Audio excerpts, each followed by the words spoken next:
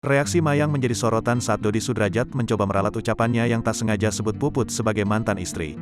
Hal itu bermula ketika Dodi Sudrajat diwawancarai para awak media mengenai kabar perceraiannya dengan Puput.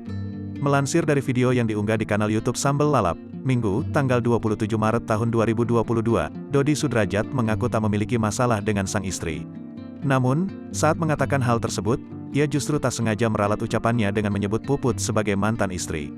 Sadar dengan ucapan Dodi Sudrajat, Ageng Kiwi sang manajer pun akhirnya meralat perkataannya. "Koreksi ya Dat, tadi Dedi bilang, mantan, sebetulnya belum mantan. Paham ya Dat, belum mantan, mungkin masih ada mediasi ya Dat," kata Ageng Kiwi.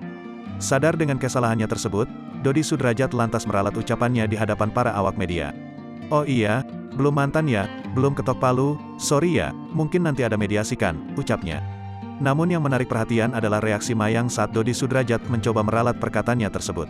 Pasalnya, saat Ageng Kiwi mengoreksi ucapan Dodi Sudrajat, Mayang langsung menutup matanya seakan menyadari kesalahan sang ayah.